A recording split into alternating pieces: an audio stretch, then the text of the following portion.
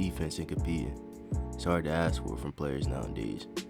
Not caring about scoring, but being a star in your own role. Back in the day, there wasn't any title because it was killed or be killed. Today, we'll be watching some film and breaking down the best to ever do it on that end of the floor, and them playing pivotal roles on their championship teams. As Paul George is getting a floppy action, notice how Iguodala fights through two screens, one being from Steven Adams, but once he meets him at his catch, he takes away his first drive and plays up, leading into a dead play.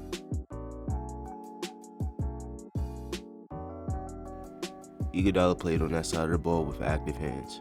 One of his most used tactics was a swipe steal, and although he didn't always get the steal, it's a great contest. You're still pressuring the shot and getting the steal in the process. You could tell Iguodala was a film junkie. Watching the games from the 2015 final, he studied LeBron a ton. Notice he swipes down perfectly on a lot of LeBron's shots, and he's been doing it for many years.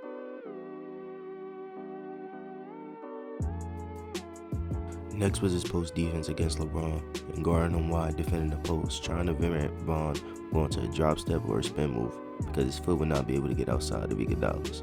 And also, using his different tactics just to gain leverage, as LeBron was way stronger. So he was performing at a wide base with his feet and angling his body to LeBron. Now the main risk to try to gain in this much leverage is the space you give off to a post fade and make you slow and off balance.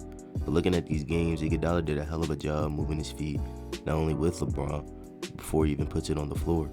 Next, we'll be going into how the Cavs involve LeBron in pick and roll.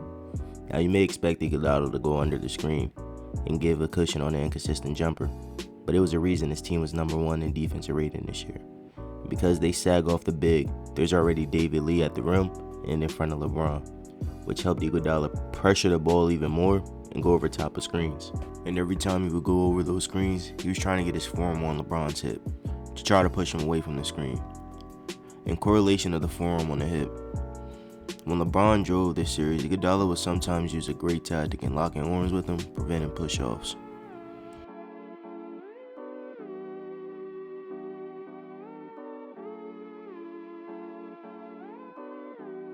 Next was his jump stop stance on the defensive end, putting pressure on the opposition and cutting the distance your opponent has on you, and making it real uncomfortable.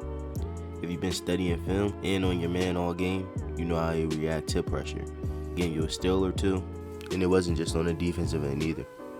Most of Iguodala's defensive efforts led to quick, fast break points, either him being the receiver or him making the pass, leading us into what I feel like is his best quality on that end, and that was his IQ and passing in the half court, initiating as the second pure point forward out there. Look here when he gets the ball in the dunker, he sees the help coming and delivers a quick pass to a cutter for a finish.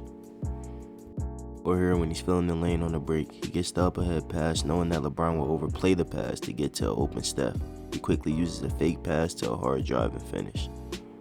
It's plays and players like this that make you love the game, and for the people who actually watch the basketball game, you know how important this man was on those Warriors team. Next, we'll be looking at some film at Trevor Ariza, a 6'8" forward, long and athletic, and one of the original 3-and-Ds in the league. His championship year with the Lakers saw him play a pivotal role all season, and especially in the playoffs, guarding the likes of Prime Melo, scoring around Artest in Houston, and in the finals being very effective on the defensive end, going up against that young Magic team with the point forward in Hedo Turkoglu and the sharpshooter in Rashard Lewis. On this play here, you see the Nuggets running an action for Melo to get to his spot in the post. Notice how Trevor fights for position in the front and making it tough to get a pass in. And this is all at 230 with physical play down there. And you know Melo is a physical bucket to begin with. Ariza's activity on that end and being a pest was felt, usually guarding the best scoring wing on the opposition, just so Kobe could preserve energy on the offensive end, and usually play as their free safety on defense. One of the most underrated tactics of Ariza's game is how physical he was to get through and around screens, which is respect, because usually offenses are running screens so they can get a switch off you. And now with a defensive motor and a high defensive IQ, it's always going to be tough on a leading scorer. Look here when he's guarding Brown on the perimeter. Once LeBron drives and kick, notice how Ariza is aware and still moving, not losing his man, getting a block on Brown in the corner and filling the lane on the break and getting a foul.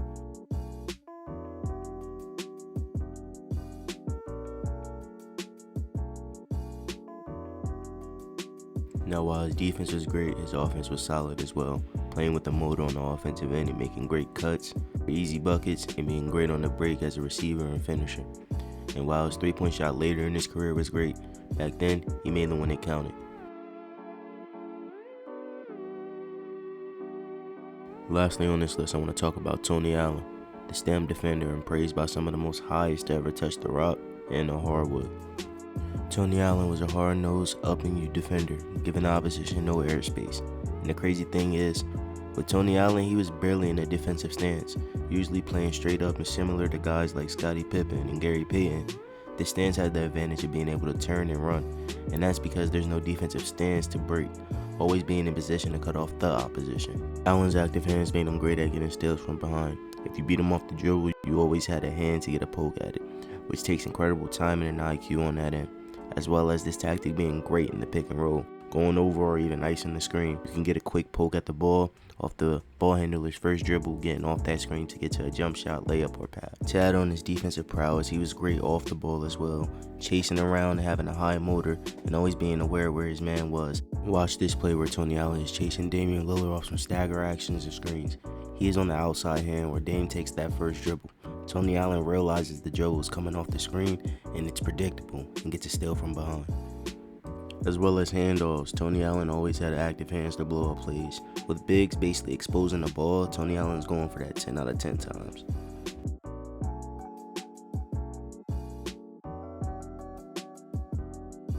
And while people might tell you Tony Allen wasn't a high offensive player, he was on his way to becoming a pretty good one.